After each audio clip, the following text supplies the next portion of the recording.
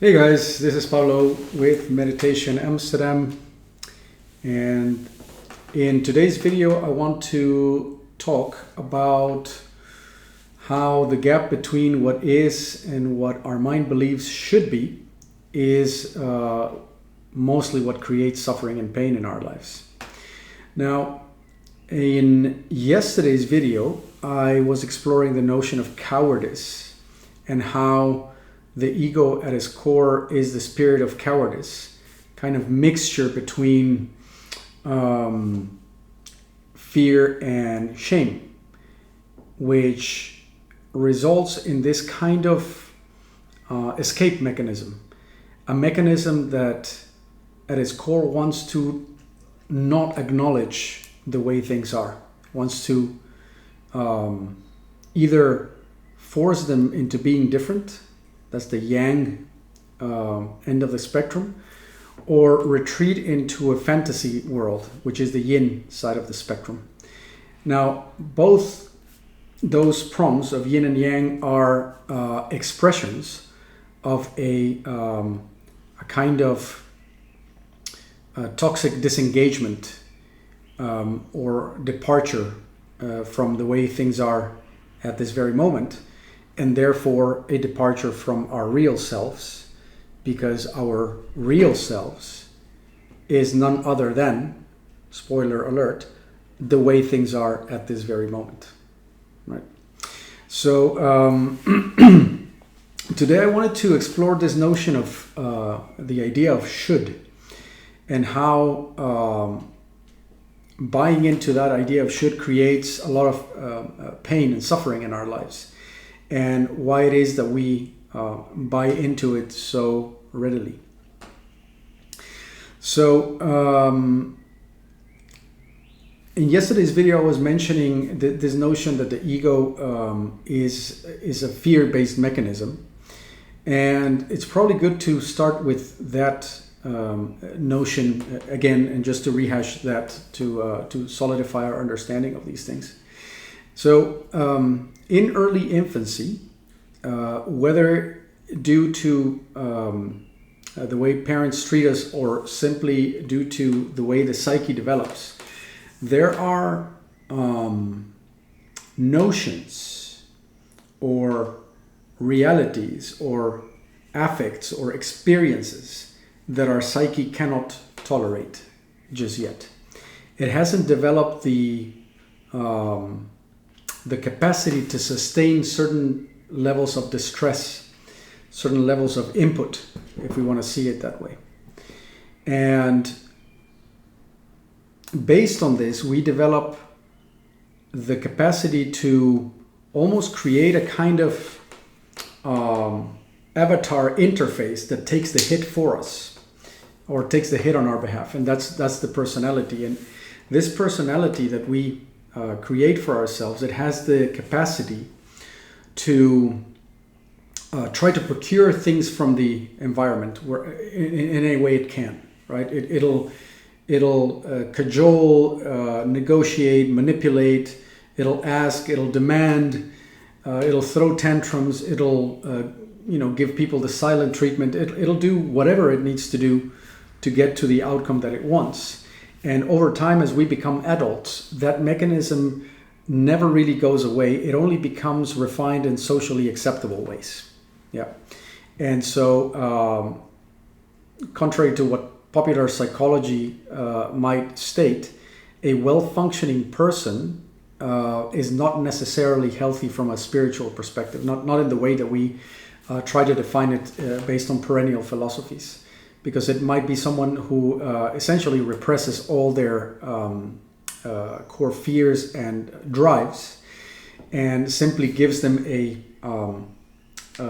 healthy vehicle, but that vehicle is still self-seeking and craving and aversion-based mechanism at its core. For more in-depth discussion about this particular topic, I recommend my playlist, The Pearl Beyond Price, based on a book that describes how that mechanism forms and why it is fundamentally narcissistic in nature. Now,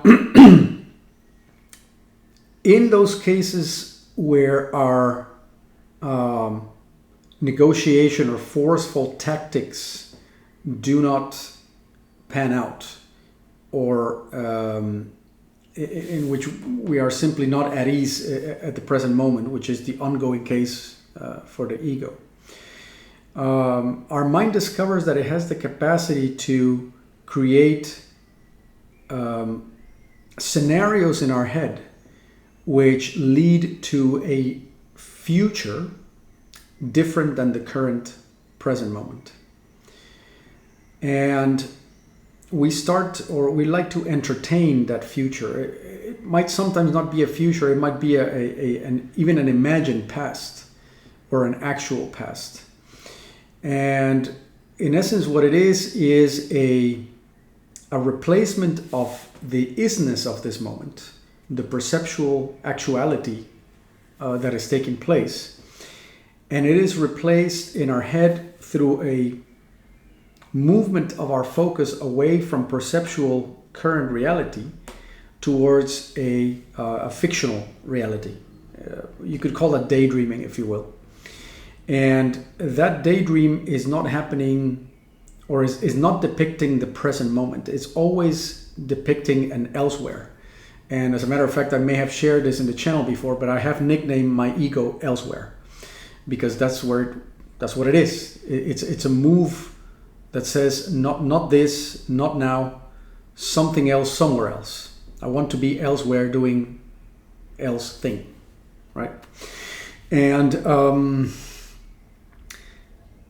what is interesting is that the moment we create that elsewhere, the moment we create that should, and we replace it or we give it preference over the is, we split the psyche and we crucify ourselves in time. And we also create a fictional me or a fictional self that is enacting with that hypothetical scenario. So our actual self, which is made up of the actuality of the current moment, is sacrificed for a fictional self that wants to be in a fictional moment out there in the mind. And that is the birth of the should. And it's not only the birth of the should, but it's also the birth of the person I should be to be able to acquire that hypothetical scenario or that hypothetical moment, that should. And the moment this happens, we start to feel the pangs of pain and anxiety. And they have to do with the fact that we have cut ourselves off from our actual being. And we have identified with a fictional character that has no real beingness. It's just a mental phantom. And because it has no real beingness, it has no real power, and therefore it feels inadequate towards the task of making that hypothetical scenario happen. So what originally started as a little peccadillo, right?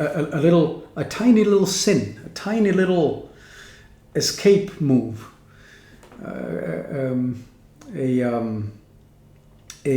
minor disassociation with the present moment in order to fantasize about a better future, cuts us immediately away from our actual selves, cuts us away from our source of power or ability to respond, which is made up of our ability to, of course, be in touch with what is, because that's what we need to respond to, and places us in a fictional timeline in which a fictional self feels like it has something to prove, it has something to acquire, and at the same time it lacks the power, the drive, the autonomy to acquire it because it's not a real self. And this in essence describes why we suffer. Suffering is the allowing that mechanism to run amok. And it's a mechanism that starts as a valid defense that protects our psyche in the face of untenable experience or untenable affects, especially in the body, as we are infants. But once the mind catches up to this little trick of disassociation, that little trick develops a survival instinct of its own, you could say. And we become addicted to being a fictional character in a fictional timeline. And the suffering that this produces is huge because, as I said, the gap between what we are and what is right now versus the shoulds that we hypothetically imagine for ourselves and the self that we should be in order to acquire them is unbreachable. You cannot bridge that gap. Now, out of the woodwork might crawl someone saying, yeah, but what about making plans and striving for things and the rest of that? And I'd like to remind you guys that I always talk, or I try to always make a distinction rather, between the practical and the ultimate, or the psychologically productive and acceptable, healthy, versus self-cultivation and self-realization. And they don't need to conflict with one another, but they operate under different tenets or different rules, because the practical is based on mind, is based on matter, is based on thought, is based on emotion, is based on the dualistic perception of self versus world or versus other, is based on Newtonian cause and effect type of descriptions of reality. And the ultimate, or the end product of self-cultivation, is not bound by four-dimensional rules. It is an entirety or a unity, and therefore cause and effect don't really apply anymore. Individual free will doesn't really apply anymore, because there's no real individual to speak of, and so on. So what we're describing here in terms of postulating that should doesn't preclude us from making plans, so long as we don't identify, or rather confuse, those future plans with an actual scenario that we're enamored with, and especially so long as we don't confuse the self that is generating those plans as our actual real self. Because then our focus is narrowed, and then the duality is created, and that's where the pain really starts, right? So it's not so much the making plans or carrying them out that's the problem. It's the identification with the fictional self in a timeline, which is a rift in our psyche that separates us from the actuality of the now, which is our actual self in essence. And and so the shoulds that we are enamored with carry this little poison pill within, which is that they hypnotize us and sacrifice the moment, and they create an unbreachable gap between the isness of the now and the should of a different timeline, a mental fabrication, and also a rift between who we really are and who we believe we need to be in order to feel fulfilled. I was working with someone a few months ago, and I mentioned, or rather doing facilitation of certain introspective painful affects of that person. I invited that person to notice the pain between the person or the man that he is and the man that he, quote unquote, knows that he should be. And he felt that very present. And he said, well, yeah, I really feel that pain of not being the man that I should be.